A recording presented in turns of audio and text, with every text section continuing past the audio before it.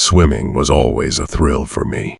Whenever a place had water, it would instantly become my favorite. That's why Sarah and I went camping not just for some alone time, but to swim. She loved swimming too, having won numerous national competitions. But I never let her swim alone when I was with her. Maybe it was the protective side of me, and that's exactly what got us into trouble. It was October 2007. Sarah and I planned an escape into the deep woods of the Appalachian Trail. Our goal was to spend a peaceful weekend together, leaving all our worries behind. So, we set off, prepared with all the gear and precautions our camping-savvy friends had recommended. Following the maps, we reached our spot. We picked a site where we could see other campers occasionally passing by, as it added a sense of safety. After a short hike and some time enjoying the crisp, fresh air, we returned to where we'd parked and started unloading our gear. Once the tent was set up, we grabbed our fishing gear and a few snacks, then made our way to a nearby lake. It was as serene as it gets, a perfect, calm slice of nature where you could almost hear the silence, with only the occasional sound of birds or fish breaking the water. An old man renting boats was there by the shore. We paid him a small fee, rented a sturdy two-seater, and set out for our fishing adventure. The day started beautifully. Sunlight danced on the lake's surface as we rowed out. Sarah was digging through her bag to find sandwiches, setting up her fishing rod with more enthusiasm than skill, which made me chuckle. I was just starting to relax when, suddenly, her bag slipped off the seat and fell overboard, sinking beneath the surface. "My wallet, our cards," she shouted, as we both watched it disappear into the water. She was about to dive in after it, but I held up my hand, stopping her. "I'll go." "Just stay here," I said, as the typical protective guy that I am. Without thinking twice, I stripped off my jacket, kicked off my shoes, and dove in after the bag. I could see it just below the surface and thought it would be easy to retrieve.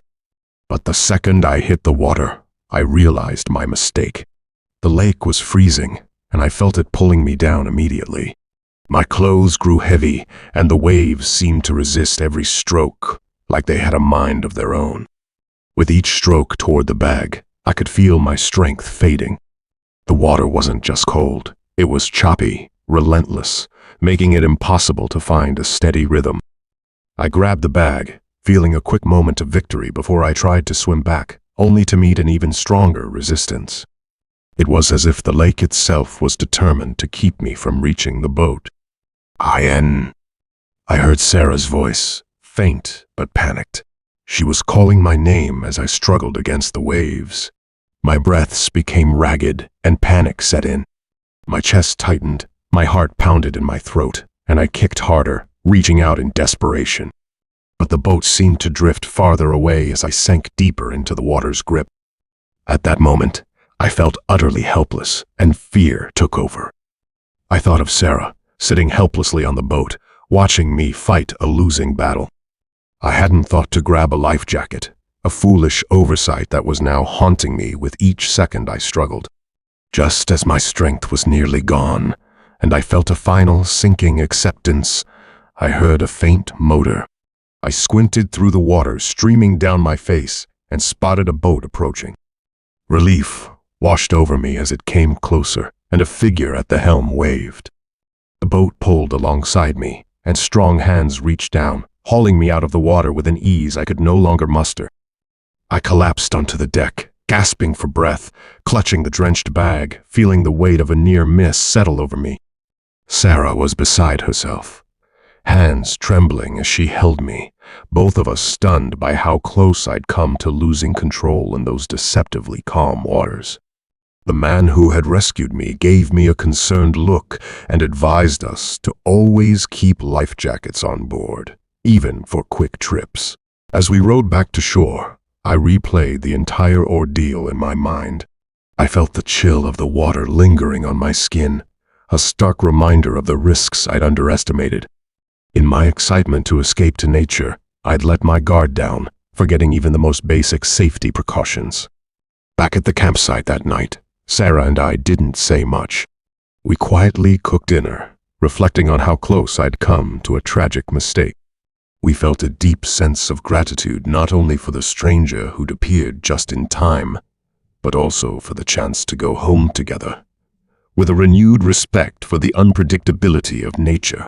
Since that day, I've never once gone on the water without a life jacket, no matter how calm or inviting it may look. It was a lesson learned the hard way, reminding me how quickly an adventure can take a dangerous turn. And yet, it also showed me the unexpected strength we can find in moments of fear and the unexpected help that can arrive when you need it most. That near-drowning experience became a story I carry with me as a reminder to respect nature and to never underestimate the importance of safety, even in the places we feel most at peace. When you love someone, you want to share all your favorite places and experiences with them. That's what led me to take Jenny, my love, to my favorite spot, the Appalachian Trail. In the last week of October 2023, we planned a peaceful weekend together in the woods. I'd been to the trail countless times, but this time I wanted to share its beauty with her. Yeah, sure. She happily agreed, and that night we packed our bags. I showed her how to book a cozy, secluded cabin on Airbnb, far from any town, in a place that felt like our own world. We set out early Saturday morning, driving through winding roads surrounded by thick forests. I'd been looking forward to this trip for weeks, excited to find some true peace with Jenny. The cabin was everything we'd hoped for, cozy, secluded, and completely cut off from the outside world. We unpacked, settled in, and spent the day exploring nearby trails. As night fell, we built a fire, cooked dinner, and eventually tucked ourselves in, listening to the sounds of the forest around us. Sometime around midnight, I woke up suddenly. This wasn't the usual creak of an old cabin, or the distant hoot of an owl. No, it was the sound of someone banging violently on our door, followed by a muffled shout, "Open the door, you rascal!" Jenny shot up, wide-eyed, gripping my arm as I tried to gather my senses. I kissed her forehead to calm her and got up to investigate. Just as I was about to peek through the window, another violent bang rattled the door as though someone was trying to break it down. I moved closer to the window and cautiously peered out. That's when I saw them. Two figures, a man and a woman, stood outside, their faces partially obscured in the darkness. My stomach twisted when I recognized the woman, and a chill crept down my spine. It was Carla, my ex-girlfriend, and standing next to her was her older brother, Ray. "What the?" I muttered, barely able to process what was happening. I had to remind myself that this was real, that Carla, my ex, was right outside the cabin, somehow finding her way into the middle of nowhere. Carla and I had broken up over a year ago, and it hadn't ended well. She'd taken it hard, but I hadn't thought she'd still be holding on to any grudges, certainly not enough to track me down here. A million thoughts raced through my head as I tried to understand how they'd found us. I couldn't focus on anything long enough to make sense of it all before her voice cut through the night. "David, get out here," she yelled, banging again. "I know you're in there with her." Jenny clung to my arm. "David, what's going on? Who are they?" I hesitated. She knew about Carla, but not the full extent of her behavior. "It's my ex, Carla," I whispered, trying to sound calm. "And her brother, Ray. They must have followed us here. Are they drunk or something?" Jenny whispered, panic creeping into her voice. "I don't know," I whisper back, struggling to keep my own fear under control. But the way Carla's voice pierced the quiet, it was clear this wasn't just a friendly visit. There was a terrifying fury in her tone, and Ray, usually quiet and composed, was egging her on, kicking the door and demanding that I come out. "We're calling the police," I whispered to Jenny. My heart was pounding as I fumbled with my phone, my hands shaking. Just as I dialed, I heard a loud crash. Carla had thrown something at one of the windows. The glass didn't shatter, but it rattled hard enough to send chills through me. I quickly moved to the other side of the room, out of sight, as I spoke with the dispatcher. "This is David Smith. I'm at a cabin on the Appalachian Trail. There's a man and a woman trying to break in. They're threatening us." Jenny sat beside me, listening to the operator and clinging to my hand. The dispatcher assured us that officers were on the way, but I knew it would take time for them to get here. We had to stay calm and quiet. Outside, Carla and Ray continued their assault, circling the cabin and looking for any way inside. I heard Carla screaming, "How could you just move on like this? Here with your cute little girlfriend while I'm left broken." She continued, "You'll pay for what you've done." It hit me hard this wasn't a spontaneous outburst. They'd been planning this. They had somehow tracked us all the way here, waiting for the right moment to confront us. As we waited, the minutes felt like hours. We sat together, silent and tense, listening to the relentless pounding and shouting. I tried to stay calm for Jenny's sake, but inside, I was just as terrified. Finally, sirens pierced the night, growing louder as they neared the cabin. Carla and Ray must have heard them too, because the pounding suddenly stopped. I heard their hurried footsteps retreating as they tried to slip away, but within minutes, blue and red lights flooded the area as officers arrived. I opened the door, letting out a breath I hadn't realized I was holding, and the officers helped us calm down. I explained everything, my voice shaky and my heart still racing. They listened as other officers fanned out, quickly locating Carla and Ray hiding a short distance away, attempting to slip back to their car. The police took them into custody, and Carla shot me one last glare filled with rage as they escorted her away. The weight of the ordeal finally sank in. I'd thought that chapter of my life was over, but Carla's actions proved otherwise. After the investigation, we learned that Carla and Ray had been tracking me for weeks. They had somehow found out about this trip and planned this confrontation. They were charged with attempted manslaughter. Even though they faced justice, a lingering sense of unease remained. To this day, whenever I think back on that night, I feel a chill. That cabin in the Appalachian woods, the place that was meant to be our peaceful escape, has become a haunting reminder that the past can follow you, no matter how far you try to run. The Appalachian Trail, my colleague's favorite camping spot, is one place I can never bring myself to revisit. It's not because I hate camping or hiking, but because of the memories. It was 1999, and I was just 13 years old. My sister, Anna, was 14. We had gone to spend the summer at our grandfather's house, a small, cozy place just near the Appalachian Trail. Our grandfather lived in a tiny town with lots of charm and history. He was a well-known writer at that time, mostly of historical fiction. Like many writers, he preferred a simple life, surrounded by nature. People visiting the trail would often come to see him, considering it an honor to meet him. But for Anna and me, his home in that spot meant freedom, no school, no city noise, just endless days to roam, explore, and play. Grandpa's house was a little ways from the main road, nestled in thick woods. Our nearest neighbor, Mr. Thompson, was an elderly but sturdy man who always kept a watchful eye on us, especially when Grandpa wasn't home. He wasn't someone to mess with, an old-timer with a booming voice and a shotgun that he kept by his door. One warm, sunny afternoon, Anna and I decided to explore a bit farther from the house than usual. Grandpa had left to run errands in town, and we were itching for an adventure. We wandered off into the woods, pretending to be explorers, darting between trees and leaping over rocks. Soon, we found a clearing and decided to take a break, sprawled out on the soft grass, listening to the birds chirp and the leaves rustle in the wind. We were so caught up in the tranquility that we didn't hear the footsteps at first. But then Anna's hand gripped my arm tightly. "Do you hear that?" she whispered. I looked up, confused.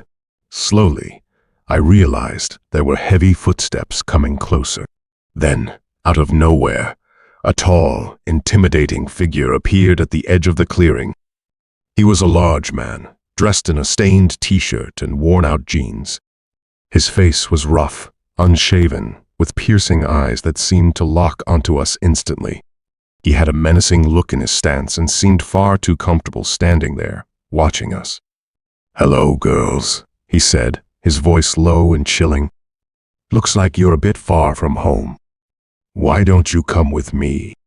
My heart skipped a beat. The way he spoke, it wasn't a question, it was a command. Anna tightened her grip on my arm, and I could feel her trembling. We didn't know what to do. Our instincts screamed at us to run, but we were frozen, trapped under his gaze. When he took a step forward, it was like a switch flipped inside both of us. Without a word, we turned and sprinted back toward Grandpa's house, our hearts pounding so loud it drowned out everything else. I could hear the heavy thuds of his boots as he gave chase, getting closer and closer. I dared a quick glance back and saw his determined eyes fixed on us, his face twisted into something between anger and desperation. "Faster, Maddie," Anna shouted, her voice filled with panic. I forced my legs to move faster, pushing through branches that scratched our faces and tore at our clothes. The house came into view just up the hill, and I felt a surge of hope, thinking we could make it. We tore up the path, stumbling as we reached the yard and burst through the front gate. But as we did, I realized Grandpa's car wasn't in the driveway. He hadn't returned yet. We were alone. The man stopped at the edge of the yard, his chest heaving as he stared at us with a look that sent chills down my spine. He took another step forward, his gaze locked on us, and for a terrifying moment, I thought he'd come after us again. "Get back!" Anna yelled, picking up a rock and holding it as if she might throw it. Just then, a loud, gravelly voice shattered the tense silence. "What do you think you're doing on this property?" We both turned to see Mr. Thompson standing at the edge of his yard. We yelled out his name, and as soon as he saw us, he grabbed his shotgun and walked toward the man. Mr. Thompson's face became as hard as stone. He looked every bit the fierce protector we'd always known him to be, and I felt a wave of relief wash over me.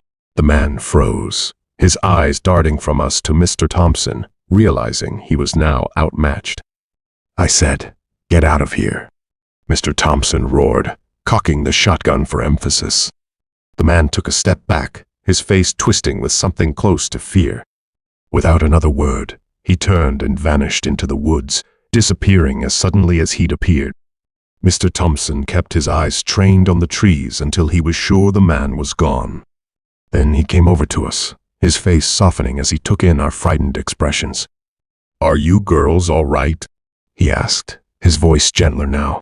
We both nodded, though we were still shaken and out of breath. "Let's get you inside," he said, guiding us back to the house. He waited with us until Grandpa returned, and after hearing what happened, Grandpa immediately called the police. The police arrived within an hour, asking us to describe the man.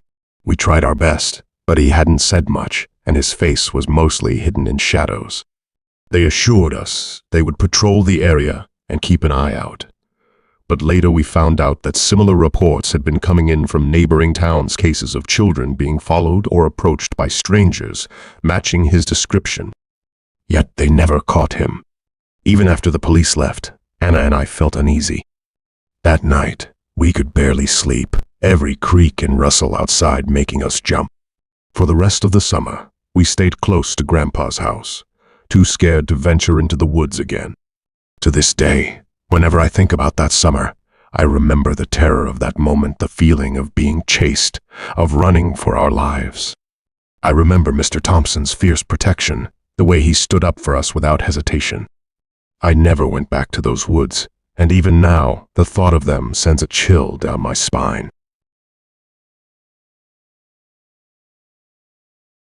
The 3-day trip started with euphoria as we made beautiful memories. But the third day, well, that was something I could never forget in those woods of the Appalachian Trail. As soon as we reached the campsite, Dad got to work, setting up my tent and cooking our meals. He loved camping and sometimes took us with him, But this was our first time on the Appalachian Trail. He pampered both Mom and me a lot during the first 2 days. He prepared the best meals, making me wish he'd do the same at home too. Good moments like these are rare, which is why we enjoyed every meal together. We went hiking and fishing with him, savoring every bit of it. On the third day, my parents were busy cooking the fish we had caught. Mom was preparing the spice mix, and Dad was roasting it over the fire.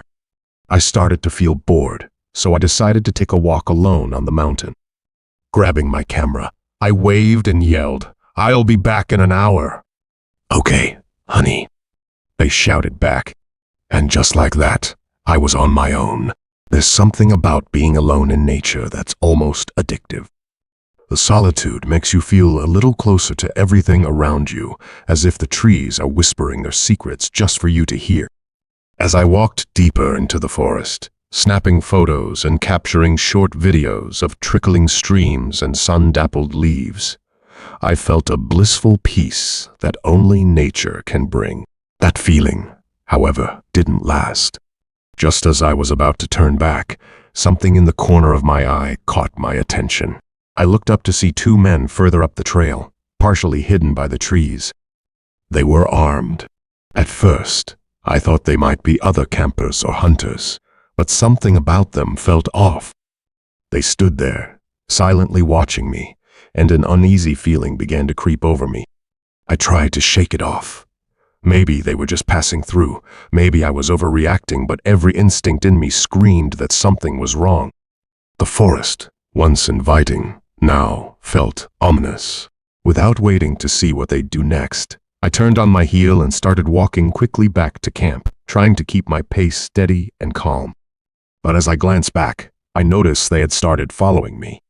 I don't know if they were actually speeding up, or if my mind was just racing, but it made me run faster than before. My heart pounded in my chest, and all I could think about was getting back to my family, back to safety. I pushed through branches and underbrush, barely noticing the scratches that began to cover my arms and legs. "Help!" I shouted as loudly as I could. Other campers turned to look at me, noticing my panicked state immediately. I called out for my dad. My yelling brought him running over, his expression shifting from worry to anger as I explained what had happened. Without hesitation, he pulled out his phone and dialed the police. The officers arrived as quickly as they could, though every second felt like an eternity. They asked me to describe the men as best as I could. The details were blurred in my mind. I could barely remember what they looked like, only that they were there, armed, and watching me. The search went on for hours. Officers combed through the trails, and everyone in camp kept their eyes peeled, but there was no trace of the men. It was as if they'd vanished into the trees. As part of the investigation, the police asked if I had taken any pictures while I was out. I handed them my camera, still shaky, and they began going through the photos, frame by frame. When they paused on one, I knew something was wrong. The officer's face turned serious, and he showed me the photo. There, in the background of one of my pictures, partially hidden behind the trees, were the 2 men. They were closer than I'd realized, watching me from the shadows. A chill ran down my spine. They must have been following me even before I'd noticed them. The realization hit me like a punch to the gut. It could have been much worse. If I hadn't trusted my instincts, if I hadn't run back to camp when I did, who knows what might have happened. The officers told us they suspected it might have been an attempted kidnapping, though nothing was certain. When the police finally left, and the camp quieted down, an eerie silence settled over everything. My family and I sat around the fire, but the atmosphere was heavy. No one felt like talking. The forest, which had felt so welcoming just a few days ago, now seemed filled with hidden dangers. That night, I lay in my tent, staring up at the shadows cast by the trees. I couldn't shake the image of those men lurking in the background of my photo, watching me. I kept replaying the scene in my head, wondering what might have happened if things had gone differently. Sleep, of course, didn't come. The next morning, we packed up camp earlier than planned. No one wanted to stay another night. As we drove away, I found myself looking back at the trail, a part of me still yearning for the peace I'd felt at the beginning of the trip. But the fear had taken hold, and I knew things wouldn't feel the same again. I haven't been hiking since that day. The woods, once a place of solace, now feel tainted. The thrill of solitude has been replaced by a gnawing sense of vulnerability. Months have passed now, and every time I look at the photos I took that day, my gaze lingers on the one with those men in the background. It's a reminder, a stark memory of a close call that still makes my skin crawl. People often talk about the beauty of the wilderness, the peace and serenity it offers, and I used to be one of them. Now, though, I know that nature can also hide shadows, secrets, and sometimes dangers that are all too real.